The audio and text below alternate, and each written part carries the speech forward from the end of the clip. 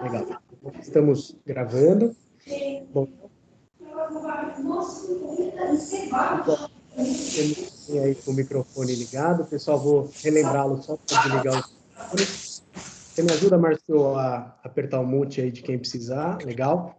Pessoal, então, oficialmente iniciando. É um enorme prazer, de novo, uma aula com um convidado externo.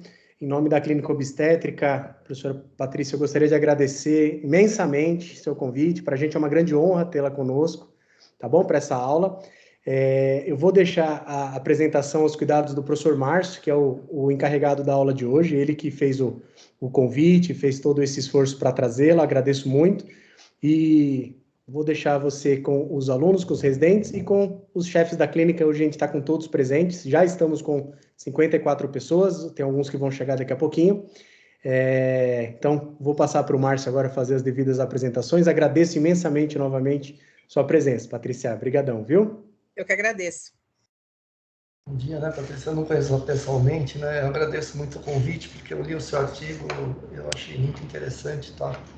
E agradeço bastante mesmo por ter aceito o convite em nome da Clínica de Obstetrícia da PUC de Sorocaba. Tá?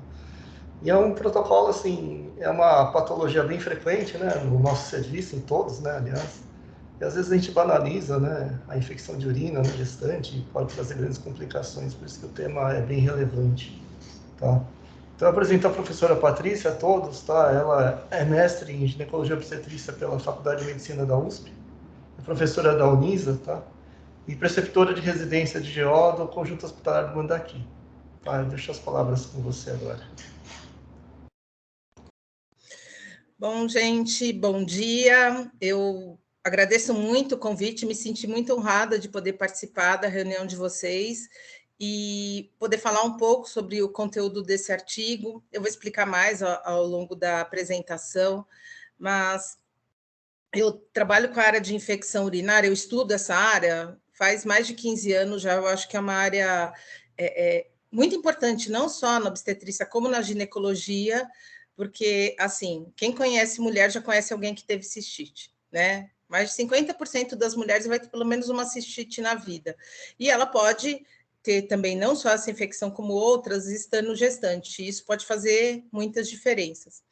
Então, o conteúdo que eu vou apresentar, ele é baseado num artigo de consenso que nós fizemos da Febrasgo, com o pessoal da Sociedade Brasileira de Infectologia, da Sociedade Brasileira de Urologia, Sociedade Brasileira de Patologia Clínica e Medicina Laboratorial, exceto a última parte em que eu vou falar de pielonefrite, que aí sim, isso não fez parte do documento, aí é uma aula de conteúdo que eu elaborei mesmo e está parcialmente apoiada num material das recomendações SOGESP, que nós fizemos, e com um grupo também de vários professores, e foi publicado em 2013, e dá para acessar também no site da SOGESP. Bom, sem mais delongas, vamos para a nossa apresentação. Aqui eu apresento primeiro meu conflito de interesse, que eu sou consultora médica científica speaker da Zamblon, e aqui o nome comprido que está em cima é a tradução em português do artigo, né? Recomendações para o manejo clínico das infecções do trato urinário inferior em gestantes e não gestantes. E aqui nós temos a referência para vocês, é um artigo de acesso aberto, e aqui está bonitinho o título enorme daí em inglês, né? Com todos os autores principais do artigo, que são 3 especialistas de cada uma dessas sociedades. Né? Não preciso dizer o desafio que é juntar todo mundo, mas foi um trabalho maravilhoso de fazer, fiz amigos, aprendi muita coisa, e para poder preparar esse artigo, nós revisamos de todas essas fontes, sejam sociedades, sejam serviços governamentais, tudo, o que se dizia de forma mais atual sobre conduta nas infecções urinárias do trato urinário inferior, tanto em mulheres grávidas como não grávidas. Então, eu vou começar pelo começo, que é a bacteriúria sintomática, né? O pessoal fala assim, ah, mas isso... pois é, se a gente não presta atenção nisso, a gente vai acabar não valorizando situações muito importantes. Então, comecemos pela definição. A bacteriúria sintomática é a presença na urina de uma ou mais espécies bacterianas em quantidade significativa na ausência de sinais ou sintomas de infecção do trato urinário. Parece uma coisa simples, né? Porém, nós temos que saber o que é uma quantidade significativa. Se nós colhemos a urina através de urina de jato médio, uma amostra de urina de jato médio, eu tenho que ter pelo menos 100.000 unidades formadoras de colônia por mililitro para considerar isso uma bacteriúria significativa. Se for uma amostra colhida por cateterismo uretral, qualquer valor acima de 100 é positivo. Aqui no Brasil, nós não costumamos ver resultados que não sejam pelo menos 10.000, então, se tiver qualquer valor, já é para se considerar isso significativo. Inclusive, a coleta por sonda é uma estratégia super boa para paciente que não consegue urinar tranquilamente no potinho, né? Ela tem é uma gestante que está no fim da gravidez, é uma pessoa com incontinência, ela está tendo sangramento vaginal, e muitas vezes não somos liberais em colher o exame dessa forma. Só que se formos pensar, fazemos muito mais pedidos e fazemos exames invasivos, né? Que a gente colhe sangue, e aqui a gente, na verdade, só está passando pelo trato inferior, então gostaria que vocês guardassem essa estratégia com carinho. E o mais importante, em vermelho, pulando aqui na tela. Urina 1 não faz diagnóstico de bacteriúria significativa, porque eu preciso de espécies bacterianas que vão crescer na urina, porque eu posso pegar bactérias de qualquer outra área, jogar lá na urina e vou achar que aquilo é bactéria viável. Pode ser bactéria da microbiota vaginal. Então, aqui é muito importante esse conceito. Ah, mas eu vi um monte de bactéria na urina 1. Tá, você viu bactéria, isso chama bacteriúria, mas não é uma bacteriúria assintomática, tá? E esse exame, ele é importante para a gente fazer, então, essa cultura de urina em pacientes sem sintomas em apenas 2 situações. Uma nos diz respeito, que é durante a gravidez, e a outra situação é antes de procedimentos urológicos invasivos, né? Ao pé da letra, são só aquelas situações em que você pode ter lesão da mucosa uretral. Então, daí, se você tiver bactéria na urina, você corre o risco dela poder entrar na circulação sistêmica, tá? De novo, quadrinhos. Não é para fazer pedido de urina urocultura de rotina em mulheres que não são gestantes, que não vão fazer procedimentos invasivos. Então, eu vejo muitas vezes a pessoa assim, a mulher é diabética, vou ficar fazendo. Ela tem antecedente de infecção urinária de repetição, vou fazer. Não, por quê? Não tem benefício no diagnóstico, no tratamento, em qualquer outra situação. Por exemplo, a urina está turva, deve ter bactéria. Sim, digamos que tenha bactéria. Tratar não vai mudar nada e você começa a selecionar a flora. Controle pós-tratamento em pacientes assintomáticas que não sejam gestantes, idem. Tem, então, um conceito assim bem enfático, né, dentro da infectologia agora, que é não rastrear e não tratar. E aqui no slide, a referência é justamente dessa revisão da Sociedade Americana de Doenças Infecciosas, em que revisaram todas as situações que já tinham colocado dessa forma em 2005, adivinha, não mudou nada. E para quem se interessar pelo assunto, nesse artigo, eles descrevem com bastante profundidade por que sim, por que não, qual é o benefício, o nível de evidência. Mas vejam, aqui não entra, então, nenhuma outra situação. Patrícia, a paciente teve que sair com sonda de demora, porque ela fez uma cirurgia e não está conseguindo urinar. Vamos colher urina? Não. Pessoas com sonda de demora, depois de 3 dias, 100% fica com bacteriúria. Isso não quer dizer que vai fazer diferença eu tratar. Não vamos fazer profilaxia. Gente, várias das coisas que eu estou citando aqui tem a ver com o meu histórico profissional também, né? Também já fui residente, já fiz um monte de coisa, mas os conceitos mudam. Por isso que é importante a gente se atualizar. Bom, e na gravidez, como é que funciona? A prevalência em grávidas é equivalente a não gestantes em idade fértil, que é 2 a 10%. E em 25%, nós vamos ter uma evolução para uma infecção sintomática. Por conta da evolução, ela está associada à prematuridade e baixo peso fetal. Qual é a importância? As pacientes que têm bacteriúria sintomática não tratada, em estudos há até 40% de chance dessa mulher desenvolver pielonefrite durante a gravidez. Porém, se nós tratarmos essa infecção, né, essa bacteriúria, nós vamos ter um risco de pielonefrite que cai para 3%. Então, com isso aqui, a gente já tem um racional tanto de diagnosticar, tanto quanto tratar, ao contrário das situações anteriores. Quando se deve rastrear obrigatoriamente? No início do pré-natal e no início do terceiro trimestre. Patrícia, eu quero fazer um em cada trimestre. Ok. Ah, Patrícia, eu acho que essa paciente aqui vai ter muita infecção. Ah, porque ela é diabética, porque pode, de repente, ela tem anemia falciforme, pode causar... Gente, não tem problema, tá? Então, eu uso uma expressão, vocês já viram, bem informal, que é o famoso xixi no copinho. Xixi no copinho não mata ninguém. Então, se você está com dúvida, colhe a urina. Colhe, né? É um exame não invasivo, pode ajudar com uma série de coisas. Agora, ninguém pode esquecer de fazer no início do pré-natal e no início do terceiro trimestre. De novo, considerando como positiva só aquela que vier maior ou igual a 100 mil unidades formadoras de colônia por mililitro. Bom, então assim, Patrícia, eu peguei, fiz uma urocultura e veio 50 mil. Isso é bacteriúria sintomática? Não. Você tem bactéria na urina, mas isso pode ser só uma quantidade insuficiente, contaminou na uretra, que o terço inferior, tá? Por isso que tem esse nível de corte, aliás, quando a gente colhe na urina de jato médio, que é o que eu estou colocando aqui. Então, assim, puxa, mas eu não... Ai, estou preocupada. O que você pode fazer? Duas coisas. Você pode repetir essa cultura para ver se realmente é o valor baixo, ou, como a bacteriúria assintomática é uma coisa um pouco transitória, de repente você está pegando quando está aumentando a quantidade de bactérias, e daí você pega maior e trata.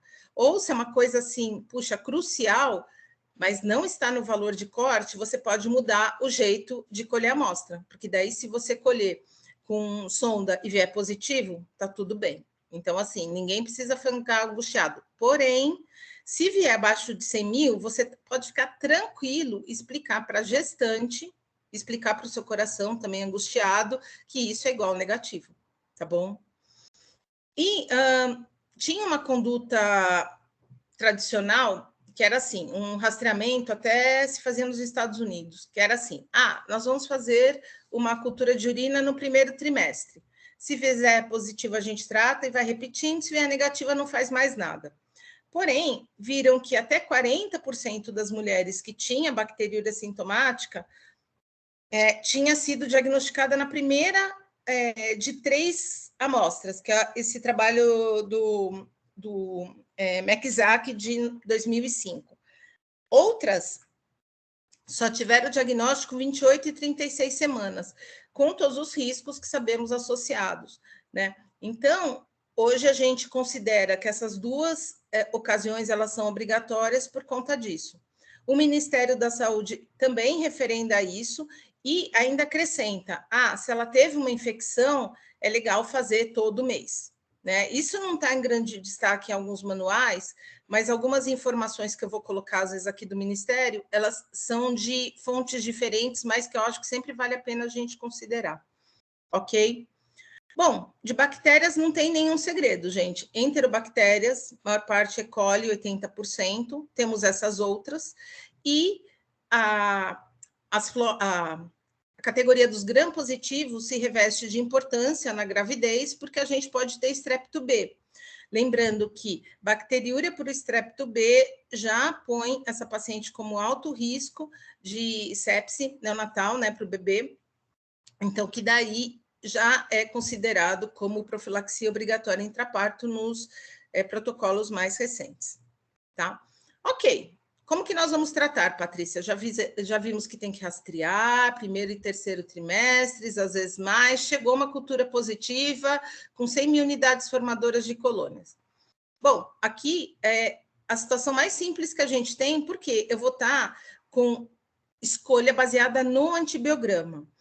Eu coloquei essa observação aqui, que muitas pessoas ficam com dúvida, tipo assim, Patrícia, olha, aqui esse MIC é maior, esse MIC é menor, será que é melhor usar isso? Gente, é para pegar os que estão escritos como sensíveis, porque a questão de definir o MIC é uma questão de metodologia laboratorial para cada antibiótico.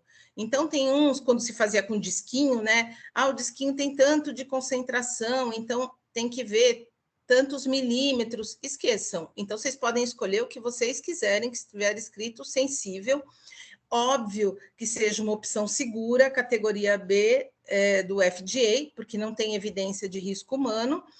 E um detalhe, assim, eu acho que é fundamental explicar para a paciente que você não está sentindo nada, porém, temos risco disso se desenvolver uma infecção realmente com sintomas e com impacto no seu bebê, por isso que nós vamos tratar. E a hora que a gente for prescrever o tratamento, usar o tratamento completo e da forma correta.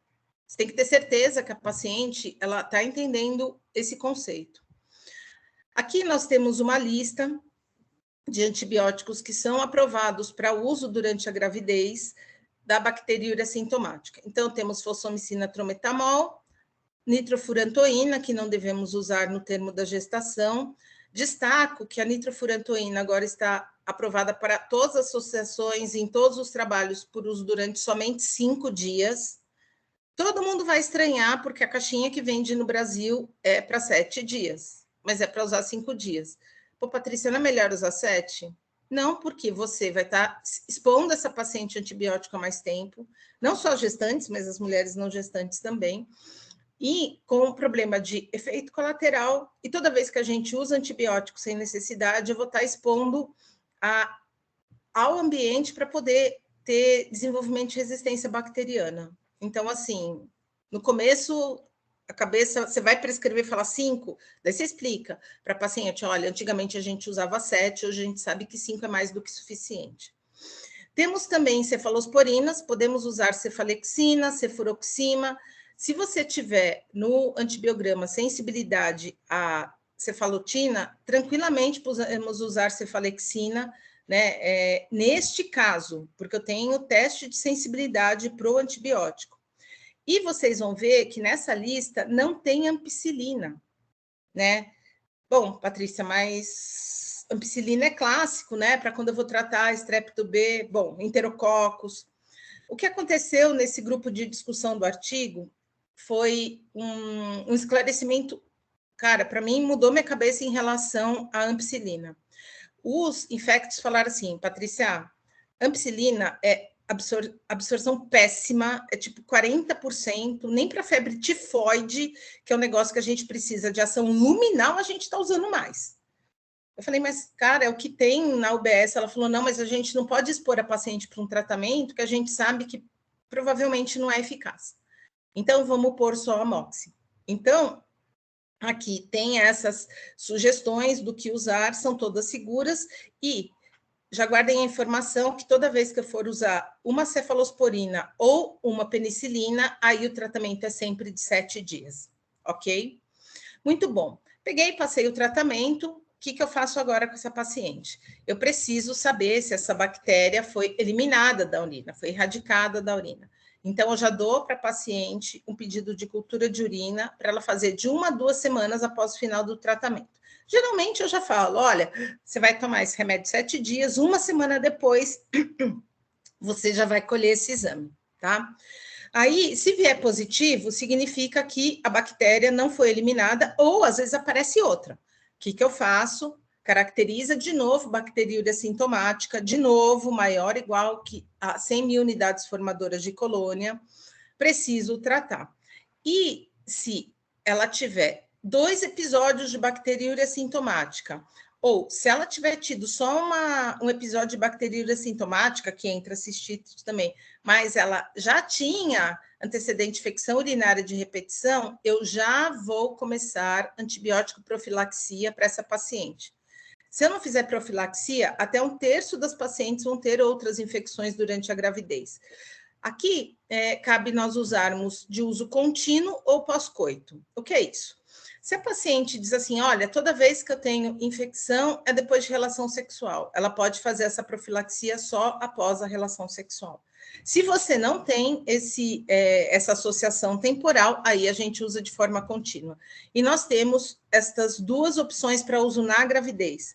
Nitrofurantoína, 100 miligramas, e, de novo, né, isso aqui eu vou repetir, que é não usar após 37 semanas de gestação, ou cefalexina, que nós temos aqui a apresentação de 250 ou 500 miligramas, ok? Normalmente a gente pede para a paciente tomar isso na hora de deitar, então pega, urina, toma o remédio e vai dormir, tá? Porque gestante nem tanto, né? Mas normalmente à noite a gente urina com intervalos menores, então você tem mais chance daquela dose lá, e se tiver começando a colonizar por bactéria, você já impede essa multiplicação, ok? Agora vamos falar de outra coisa, que é cistite.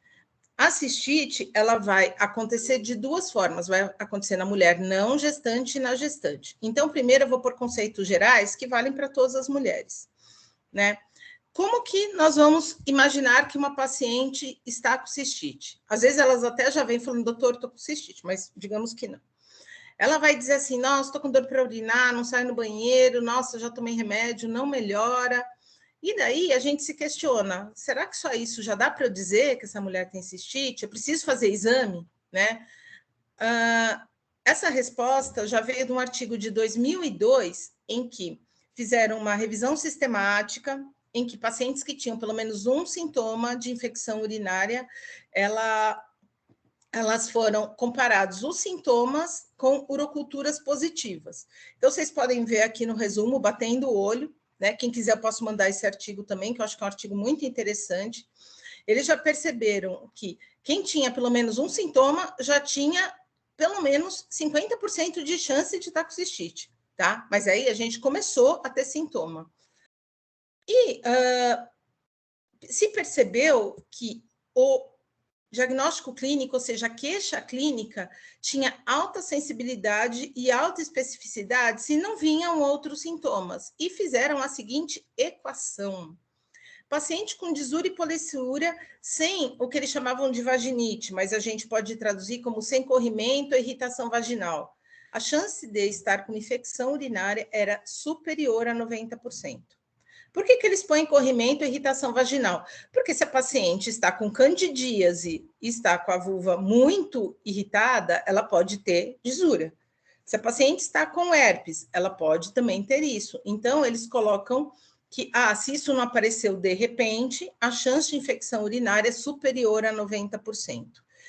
E se você for pensar, não tem nenhum exame simples de urina, né? A nossa boa e velha urina 1, que é capaz de excluir o diagnóstico de infecção, se ela tiver pelo menos um sintoma. A gente não tem sensibilidade / especificidade / valor preditivo positivo para dizer, olha, essa paciente tem.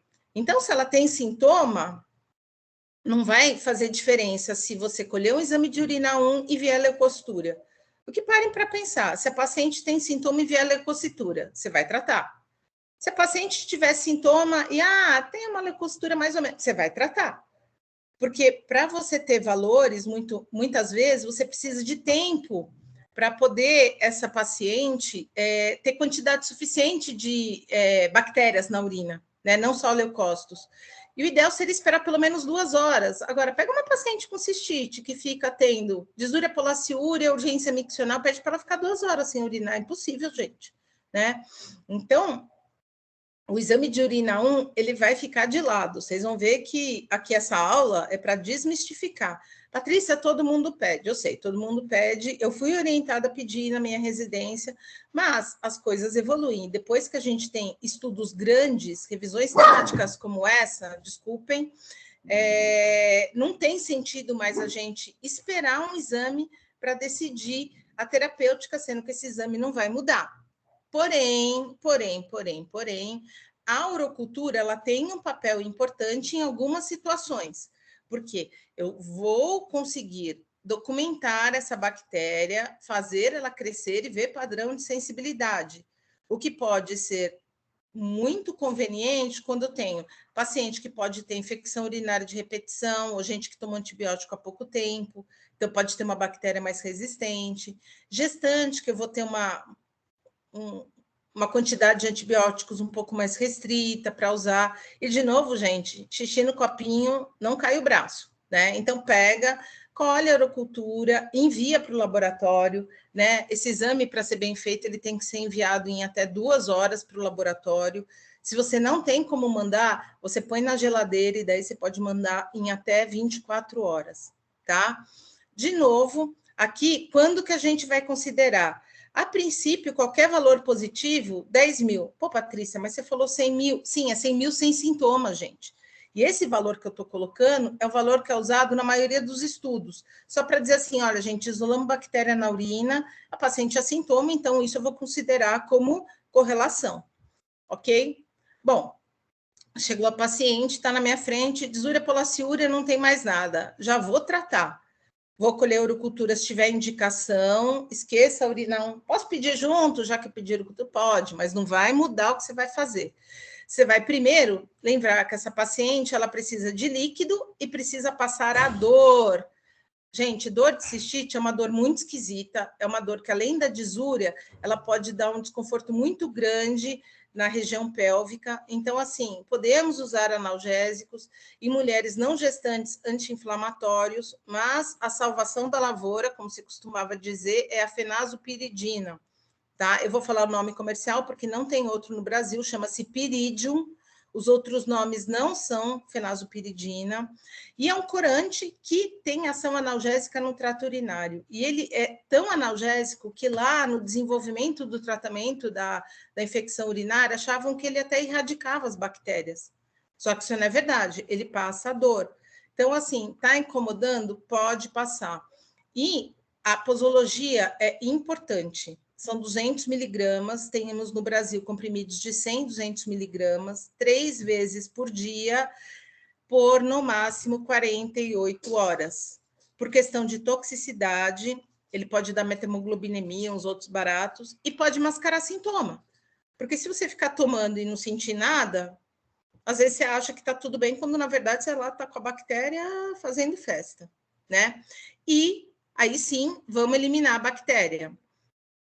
Aqui eu não tenho ainda o resultado da urocultura, então eu vou começar com tratamento empírico, né? Eu vou escolher um antibiótico para tratar. E como que eu vou escolher esse antibiótico?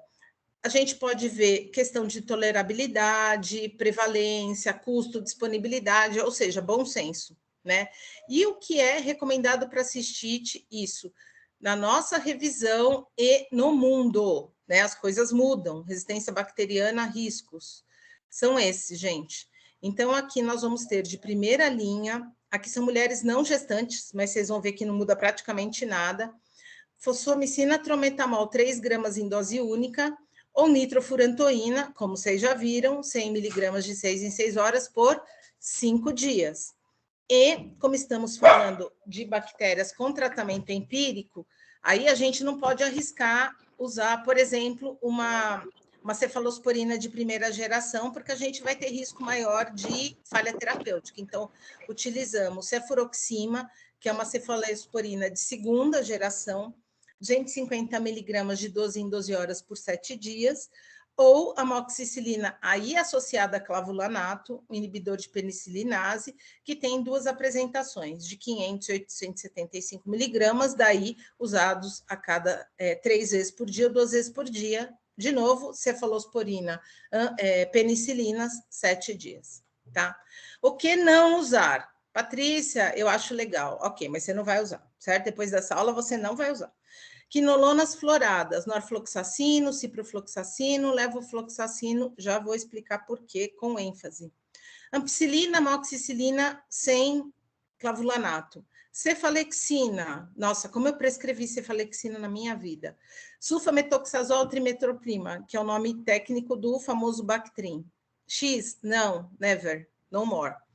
Porque nós temos altas taxas de resistência às bactérias causadoras de infecção urinária, mais de 20%. Às vezes, por exemplo, no caso da ampicilina, cefalexina, mais de 40%. A gente não vai dar um antibiótico para mulher que não funciona. Você faria isso para pneumonia? Não faria. Então, a gente não vai fazer aqui também. E destaque importantíssimo aqui de novo. Patrícia, eu não uso cipro para gestante, não tem problema, vocês vão aprender isso para o resto da vida. Não vou usar cipro e levo como primeira opção na cistite não complicada na mulher, porque nós temos uma redução acentuada de sensibilidade dos uropatógenos. A gente brinca que paciente que entra no pronto-socorro de clínica médica, metade sai com antibiótico e pelo menos metade sai com cipro. É um negócio impressionante. Eu levo. O que a gente chama de danos ecológicos, que é o desenvolvimento de resistência, possibilidade de efeitos adversos graves e debilitantes. Isso foi uma coisa que eu descobri nessa revisão pesada que a gente fez. Eu caí da cadeira, a gente tem essa lista enorme, depois vocês podem ler com calma. Isso já desde 2016 foi nomeado pelo FDA como incapacidade associada às fluoroquinolonas. Meu pai, eu nunca ouvi falar disso. Pois é. Peguem a bula de um desses medicamentos que vocês vão ver tudo escrito. Que entra já aqui, ó, um monte de coisa. Persistente, muitos sintomas. Aqui, ó. A gente pode ter efeitos neurológicos, psiquiátricos, fraqueza. Não é só ruptura de tendão, não, gente. Tem pessoas jovens que depois de 2 doses não conseguem atravessar o quarto, né? Então, falta de controle de glicemia, dissecção de aneurisma de aorta, tipo, gente. Então, parece que esses destaques não foram suficientes para as pessoas mudarem conduta, mas aqui vocês estão ouvindo isso, vocês vão se questionar demais. Think again. Então, as boas práticas dizem somente usar quando não houver outra opção disponível. Somente usar quando não houver outra opção disponível. É lógico que se eu tiver uma pielonefrite não gestante, eu posso usar, aí beleza, paciente que não tiver tratamento recente, porque senão a chance de resistência é muito grande, mas pensem também, não tem nada mais seguro, isso eu não vou abordar aqui, porque não vou falar de pielonefrite não gestantes, mas guardem isso. Tipo assim, eu vou passar um GGCIP, opa, não tem nada mais seguro, né? Eu vou implantar essa sementinha na cabeça de vocês agora, né? Espero que fique lá. Enfim, voltando para a cistite, né? Tiramos a questão do uau. O que fazemos? A paciente tem que melhorar, não curar, até 48 horas após o início do tratamento. Se continuar, Patrícia, eu passei o antibiótico para minha tia, passei a fenazopiridina, cara, ela não melhorou nada. Poxa, será que é isso mesmo que ela tem? Vamos ver o que está acontecendo. Se você tiver cura clínica, exceto em gestantes, não precisa colher urocultura. Se não tiver, a gente vai ter que mudar. Mas, enfim, vamos em relação à gravidez agora, fazer um paralelo? Quais são as diferenças? Muito bom.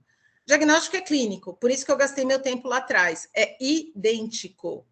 Só que essa paciente é gestante. Então, a senhora está com uma cistite. Como a senhora é grávida, eu vou colher urocultura. Nas outras, eu não colho.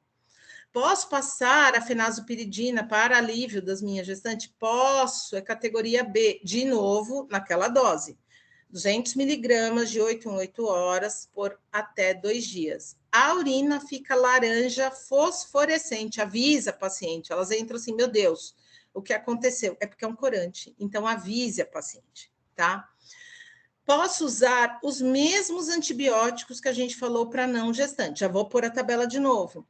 Patrícia, cara, eu posso usar outra cefalosporina? Pode. Tem mais chance de falha terapêutica. Não tenho disponível isso. Ok, avisa a paciente que você vai passar para ela e que ela tem que melhorar em 48 horas. Se não melhorou, ela volta para o seu serviço. Aí, pelo menos, a gente vai ter um parcial dessa urina, né? Idealmente. E a gente pode mudar esse tratamento, verificar e ir para outra categoria. Aí é gestante, precisamos escolher urocultura de controle. e realizar profilaxia nos casos de risco de recorrência, ou seja, após 2 episódios, aí pode combinar, bacteriúria sintomática ou cistite, ou se o paciente já tinha infecção urinária de repetição. É lógico que se a paciente tiver outro fator de risco, a paciente tem cálculo renal, aí sempre, né, gente, é paciente que está assim, berrando na tua cara, que tem risco de ter. E quais são os recomendados? Olha que bonito, é a mesma coisa. A diferença é que a literatura não coloca como primeira opção ou segunda opção. Então, a gente está livre para escolher qualquer um dos tratamentos na mesma posologia. E, gente, são 4 antibióticos, né? Quem fala assim, não acostumei ainda, faz a tabelinha, tira a foto, põe no celular. Com isso, vocês estão tranquilos de fazer uma coisa de alta eficácia e segurança para a tua gestante. Segmento, às vezes eu sou meio repetitiva, mas isso é importante. Cultura de urina, urocultura positiva. Aqui você não vai fazer conforme antibiograma. Você vai ter que... lógico que é após antibiograma, Patrícia, porque é bacteriúria na cultura. Desculpa, até eu me confundi. De novo, após... Se tiver de novo, faz uso contínuo após coito. Aqui vocês estão vendo, é basicamente o mesmo slide. E se vier uma coisa grave, aqui é uma hora para a gente ficar super atento, porque pielonefrite é uma coisa que mata, né? Quando eu comecei a trabalhar no Mandaki, isso faz um tempo razoável, eu comecei fazendo a parte de obstetrícia de alto risco lá. E me falaram assim, Patrícia, nossa, a gente está super chateado aqui, o que foi? Passando visita, né? Faz 2 dias morreu uma gestante aqui. Eu falei, nossa, que foi? De pielonefrite. Você não vai criticar nem nada, porque, enfim, foi uma... Ela falou assim, ela estava tranquila na enfermaria, de repente a mulher ficou mal, puf. Teve febre, teve sepsis, choque séptico, morreu. Então, nós temos que ficar atentos a essa condição. E, na dúvida... pode ser pielonefrite. Vai, gente, vai. Né? Se eu tenho risco de mortalidade materna com todas as, vamos dizer assim, as repercussões também para feto, para prematuro, anemia, todas essas coisas, gente, não tem que discutir.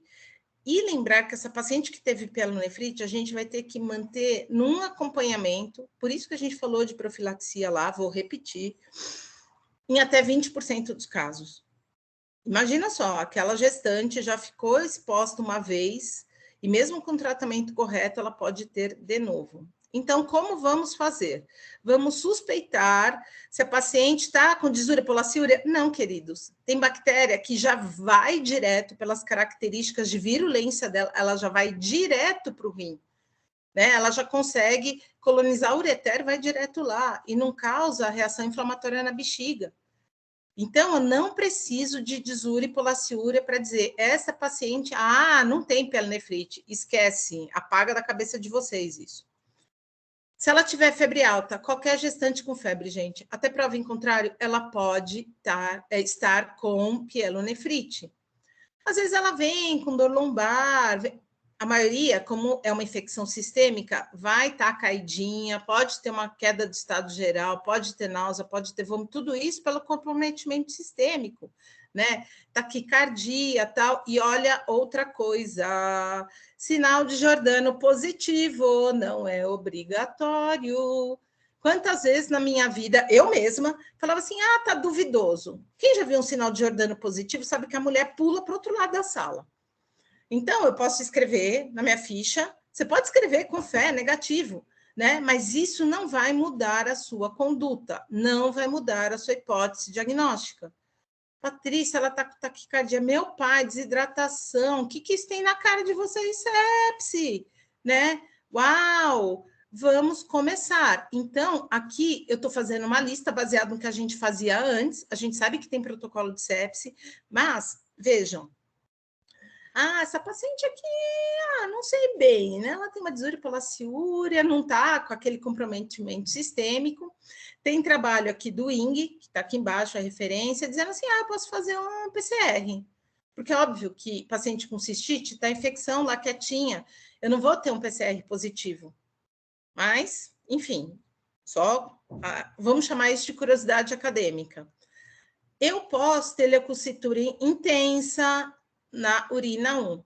Então, aqui nós temos uma lenda urbana de paciente com cistite com mais de 1 milhão de leucócitos por mililitro na urina 1 é pielonefrite. Ok, tudo bem se querer considerar isso, mas não existe um estudo no mundo. Eu revisei isso quando fui fazer, não era recomendações, projeto diretrizes da AMB, já não tinha estudo, falei, eu vou descobrir isso. Revirei literatura mundial, até assim, não só em inglês, não achamos nada. Agora, de novo, falei com o Infecto, eles falaram, de onde saiu essa ideia? Eu falei, é uma lenda urbana na GO. Eles riram, assim. E não tem estudo no Brasil. Inclusive, se alguém tiver interessado, tanto em gestante como não gestante, super apoio, né? Porque, assim, qual seria a sensibilidade e especificidade desse achado? Porque a gente vai levar em conta o resto, gente. Eu não vou levar em conta o exame. A mulher está com a cara ruim, ou pode estar ruim, a gente trata, né?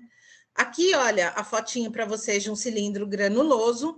E por que a gente diz que isso é patognomônico? Porque não tem como ter cilindro granuloso em alguma outra doença. Aqui eu tenho bactéria no rim, tá? E eu posso ter muita bactéria na urina. Até aí, posso ter uma série de outras coisas, mas aqui é só para ilustrar, tá? A urocultura tem que ser sempre colhida. Colhe. A paciente está mal, tal. Põe a sonda lá, gente, e colhe. Não deixem de colher a urocultura, porque se essa paciente não melhorar, às vezes é uma bactéria que não vai responder ao meu primeiro tratamento. Por favor, né? Não deixem de colher urina em todos os casos que poderia, ainda que remotamente, ser uma pielonefrite. Vocês nunca vão se arrepender. Eu posso ter hemólise com anemia até 1/3 das pacientes, por conta da resposta sistêmica. Eu posso ter insuficiência renal transitória em até 20% das pacientes, por conta até de náusea, vômito, posso ter distúrbio hidroeletrolítico. E essas coisas todas, hemocultura, lactato, função hepática, gasometria, vão fazer parte, porque essa paciente, ela tem indicação de entrar no protocolo de sepse. Tá? O destaque aqui não é o foco da aula entrar nesses detalhes, mas se vocês guardarem assim, ainda que remotamente, cara, eu preciso ver essa paciente, vou guardar na minha cabeça. Também colocar função hepática, lactato e gasometria, putz, beleza. Porque eu preciso ver se essa mulher tem acidose. É uma coisa um pouco complexa para quem só é GO, a gente tem que aprender, gente. Tem que aprender, porque é um negócio muito sério. Patrícia, toda paciente com pielonefrite, eu vou pedir ultrassom de rins e vias urinárias. Errado. Não é necessário de rotina. Porque o que acontece com uma gestante? A maioria vai ter dilatação pielocalicial discreta, moderada. Isso faz diferença diagnóstica? Não. Gravidez faz isso, principalmente após 20 semanas, gente. Não muda.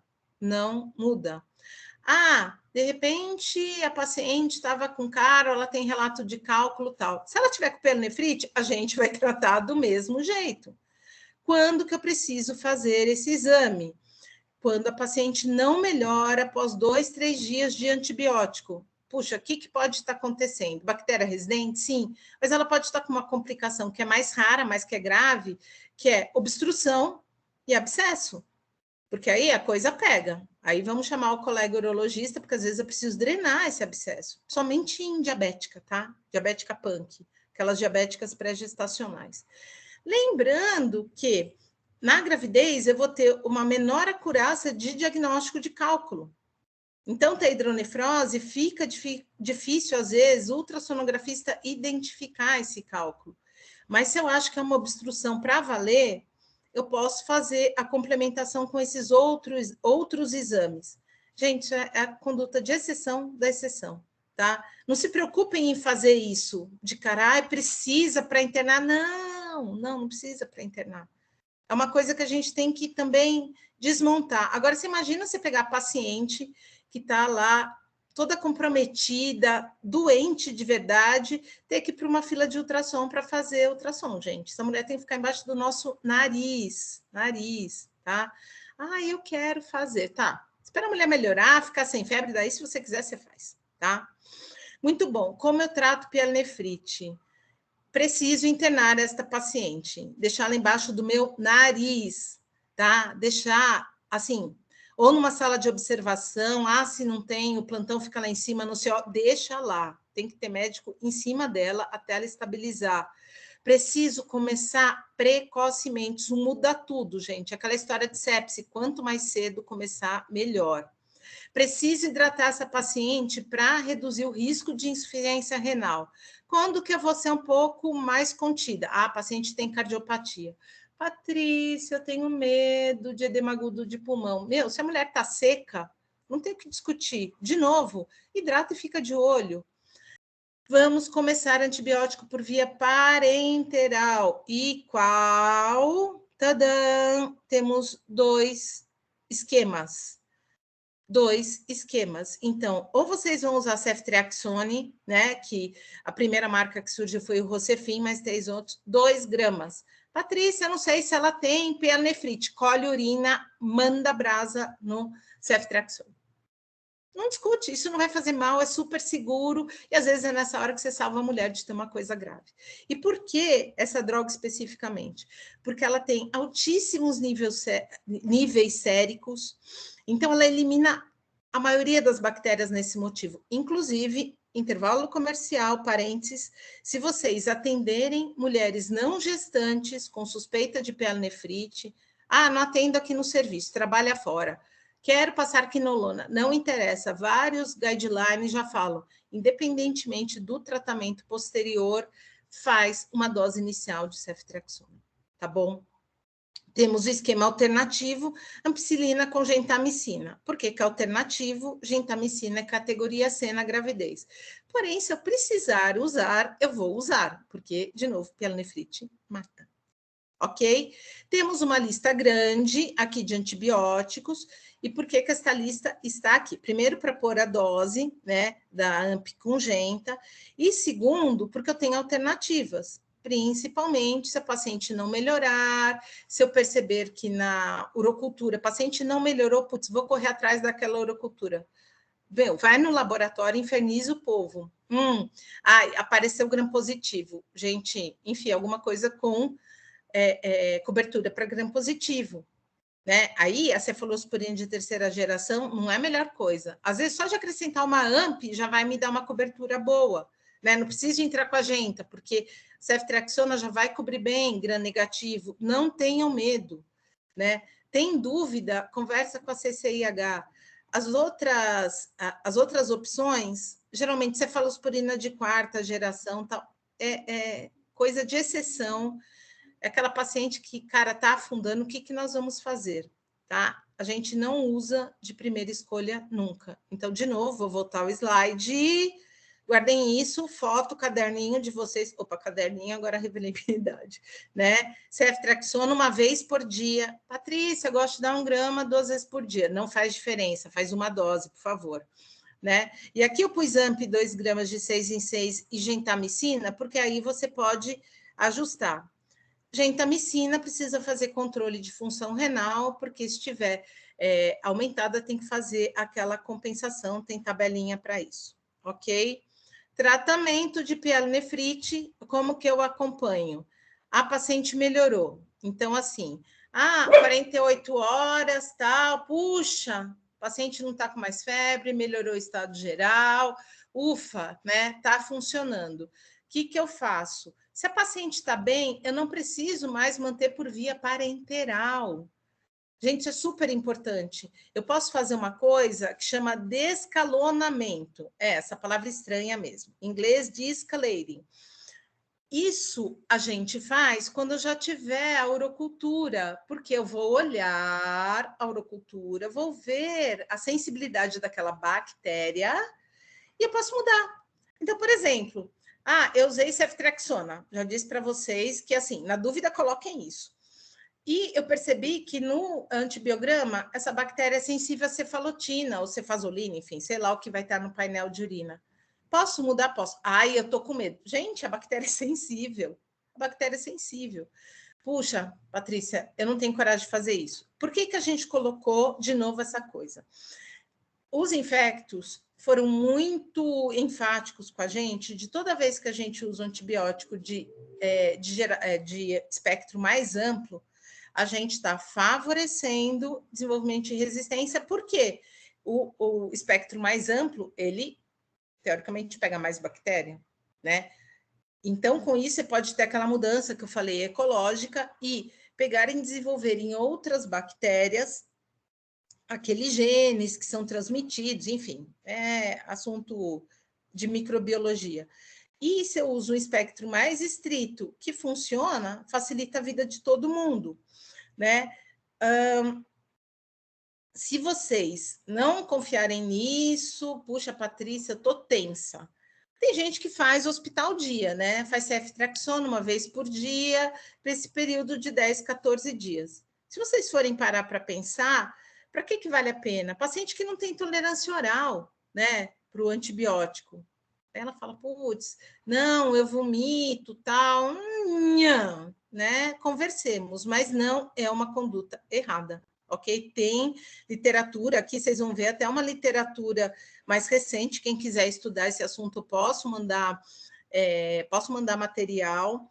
E tem o seguinte detalhe, nitrofurantoína e fosfomicina só têm ação local, eles não têm ação sistêmica. Então, se vocês tiverem uma bactéria sensível a esses dois antimicrobianos, vocês não podem usar para descalonar.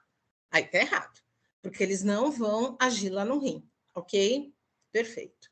Se a mulher não melhorar, putz, por que ela não melhorou? Vamos correr através da cultura e antibiograma. Putz, está crescendo um gram positivo, como eu falei para vocês.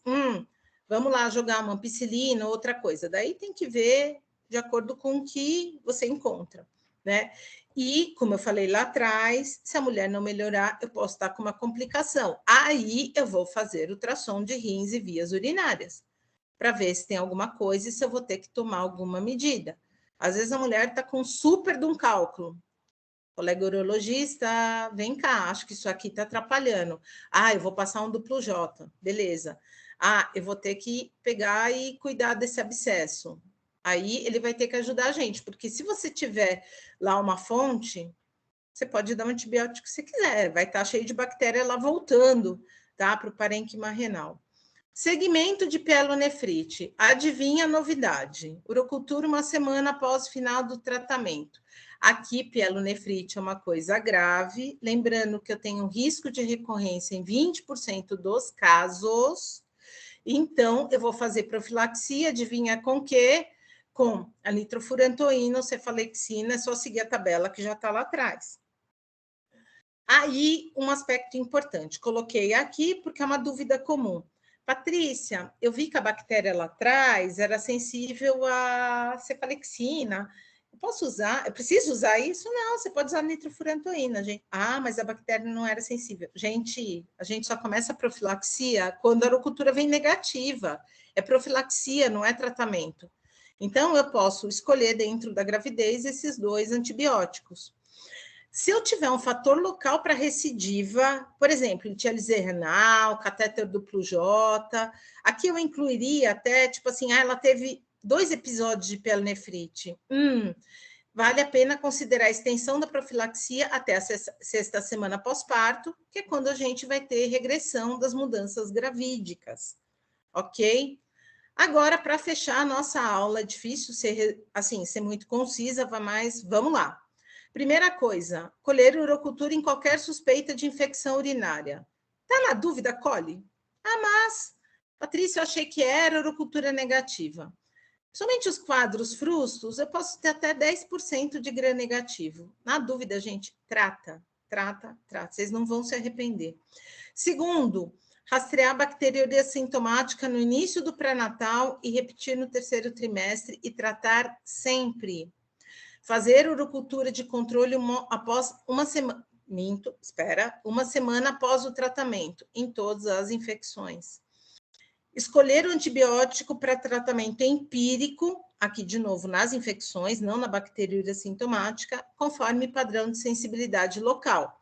Na cistite, nós temos aqueles 4, fosfomicina, trometamol, nitrofurantoína, cefuroxima, amoxiclavulanato. Se eu pegar outra coisa, tem uma chance maior de falha terapêutica. Na pielonefrite, ceftriaxona, ampicilina com gentamicina. Na pielonefrite, pegar pesado, entrar com o protocolo de sepse, fazer uma hidratação intravenosa intensiva e reduzir o espectro do antibiótico quando passar para a via oral. Finalmente, fazer uma profilaxia antibiótica após pielonefrite aguda, bacteriúria persistente ou novo episódio, ou infecção em paciente com antecedente de infecção urinária de repetição. É isso, gente. Muito obrigada. E, assim, é muito conteúdo, né? Mas eu acho que a oportunidade que a gente tem para poder dizer tanta coisa. Ok? Vamos lá. Parei de compartilhar, gente? Deu certo? Certo. Parou? Aqui estamos para os sobreviventes da aula, né? Deixa eu tomar um copo d'água, que até eu preciso sobreviver. E estou à disposição.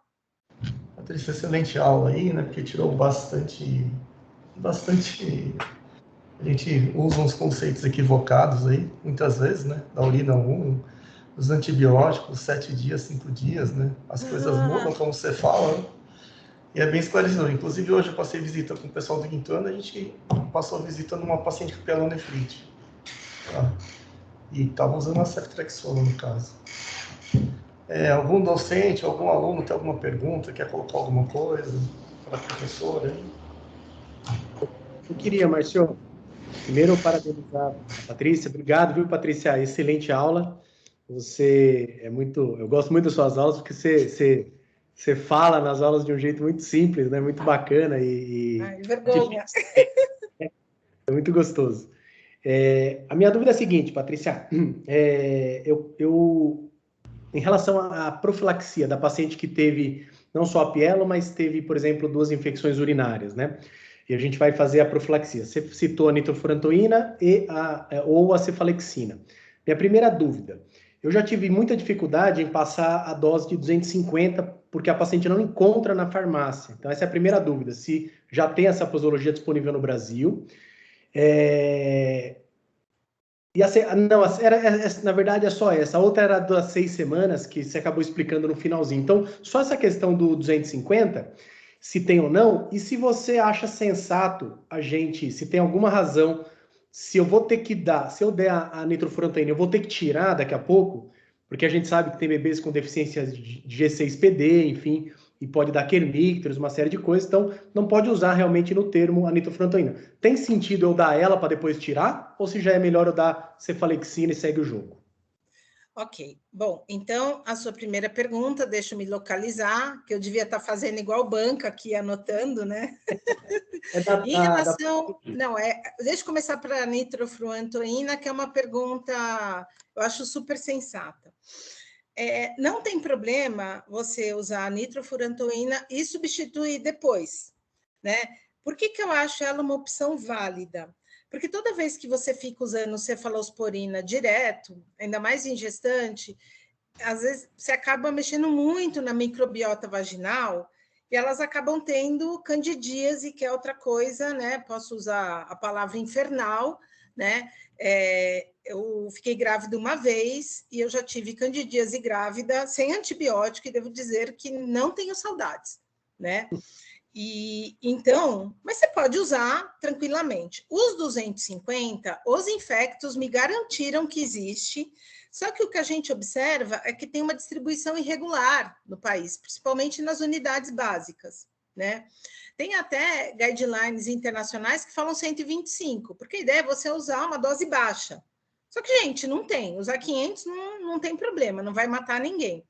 Então, retomando, quer usar nitrofurantoína? Beleza. Posso mudar depois? Posso. Pacientes que talvez eu começaria com ceftriaxona.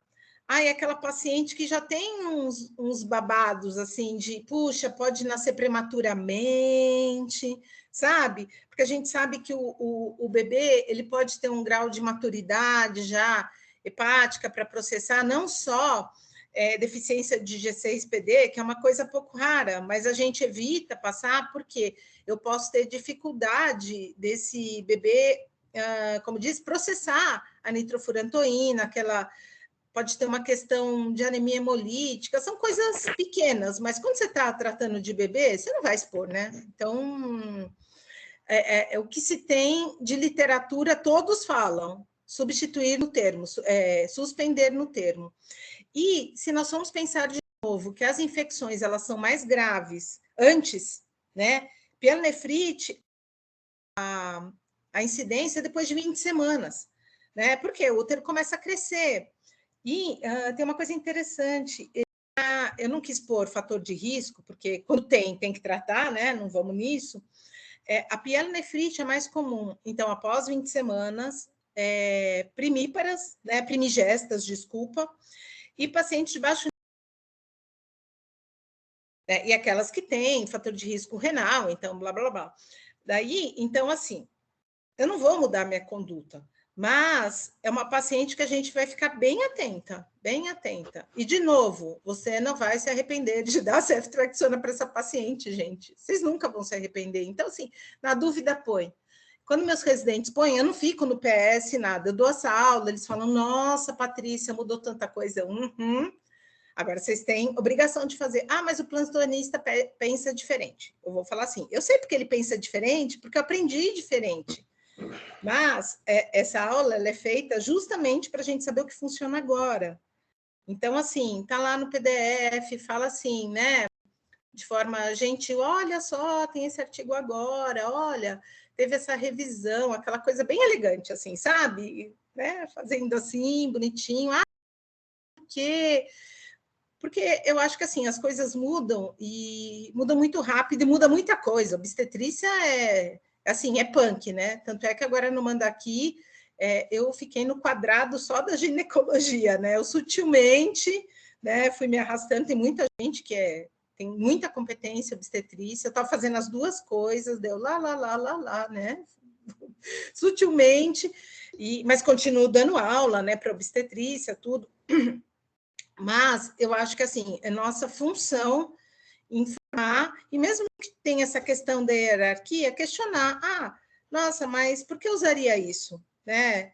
Não tem risco daquilo, né? E gentilmente ir tentando divulgar essas coisas. Né? Pensando em quem? Na paciente. Né? Nessa hora, eu não tenho que pensar em mim, eu tenho que pensar. Mas isso tudo que eu estou falando, gente, não tem juízo de valor, porque eu também sou.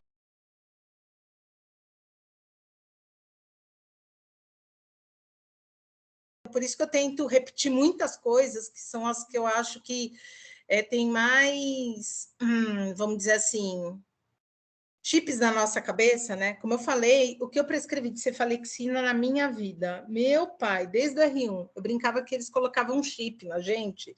Toda gestante com qualquer infecção era cefalexina. Todas. A maioria resolvia, a gente não pensava nessas coisas na época, né? Então, agora, tem lá como opção, mas põe assim na gaveta, né? Põe para... Né?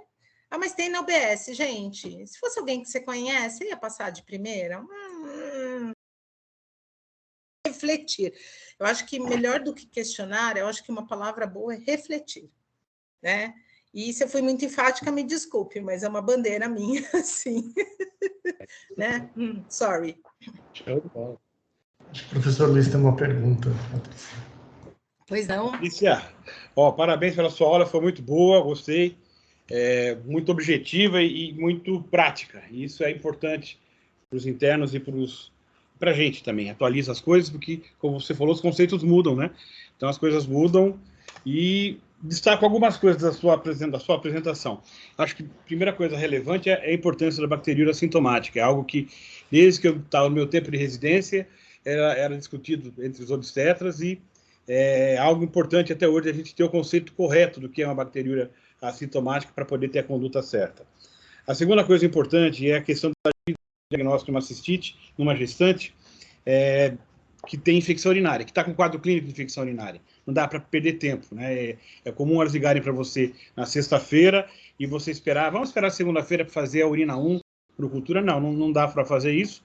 Hoje em dia, com a coisa de enviar receita de antibiótico via WhatsApp, receita virtual, que é possível fazer isso, é algo que agiliza porque não dá para perder tempo, porque às vezes no final de semana é o momento que a coisa complica.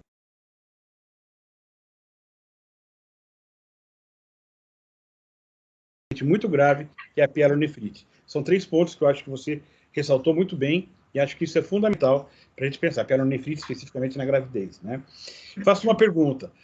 Numa paciente grávida que tem cistite, e mesmo na não grávida que tem cistite, e você faz diagnóstico clínico do quadro que ela tem sintomas, você colhe a cultura para avaliar depois como foi a sua eficácia terapêutica, e você resolve prescrever a fosfomicina. Você faz um sachêzinho ou repete o sachêzinho? Ok. Então, vamos para uma questão que ainda está em debate, né?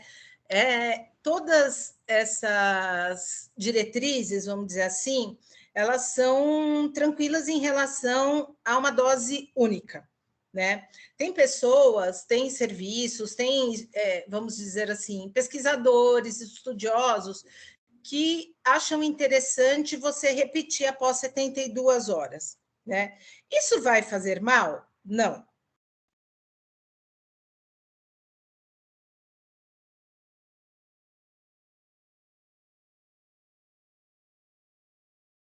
Trato urinário de cara. Ela faz assim um super pico e com isso ela elimina, há uma estimativa de pelo menos 90% das bactérias. E ela mantém, pelo menos para E. coli, um nível terapêutico nas primeiras 72 horas. Então, assim, quem sobrou lá da sua inicial, você manteria uma dose adequada. Por isso que, se você quiser repetir, é após 72 horas. Quando que isso é realmente quando eu não tenho E. coli. Então, no caso da gestante, você colheu, checa, mesmo que ela melhore, né? Veio umas outras bactérias, vai. Proteus, né? Que mais? Klebsiella, que a gente pode...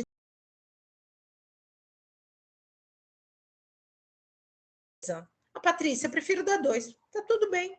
Tá tudo bem, a gente está falando de antibiótico muito seguro, seguro na gravidez, seguro tranquilo, né? Inclusive, todos esses que são categoria B, eu queria destacar, assim, que é uma coisa que eu não falo na aula, mas porque a gente pegou de forma geral, que assim, a paciente que tem cistite no primeiro trimestre, o que eu faço com ela? Gente, você trata. Você trata, e não existe antibiótico categoria A. A categoria A é o que? Sulfato ferroso, é ácido fólico, você não vai ter nenhum antibiótico categoria A. Então, é assim, tratem, tratem, tratem. Vocês nunca vão se arrepender de tratar. Mas porque... Gente, não tem estudo dizendo que é perigoso. Eu prefiro esperar. Quando que eu esperaria? Então, vamos lá, Patrícia falando. Veio uma bacteriúria sintomática. Você começa a Natal veio. O que eu faço? Eu peço outra, tá? Veio outra com a mesma bactéria, de novo, com mais de 100 mil colônias. Aí eu vou dar. Aí eu vou dar porque é inequívoco. Não veio. Vou fazer urocultura toda semana, que eu fico mais tranquilo. Gente, de novo, xixi no copinho, sabe? Eu uso essa expressão porque a gente não foi ensinado a pensar nisso, né? A gestante vai ter que fazer toda semana. É melhor do que você ser negligente, né, gente? Sei lá.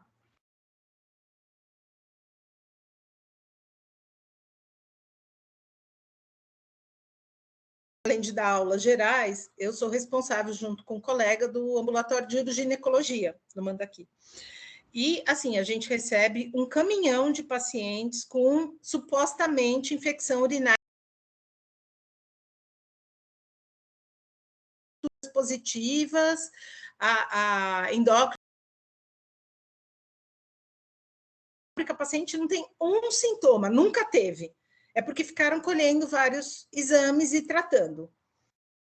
Aí ela tem uma cultura que só é sensível ao Aztreonam. Já peguei residente fazendo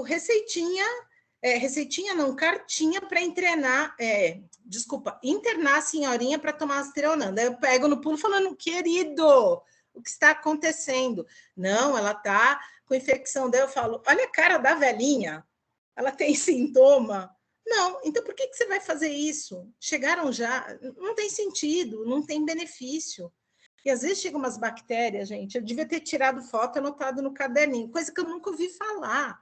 Porque você começa a selecionar. Então, assim, não façam. Não sejam essa pessoa. Gestante, ok, vamos em cima. Mulher que não tem, não peçam, né? Tem um termo muito bom que os infectos usam, que é assim, não rastreie, não trate, exceto se for gestante.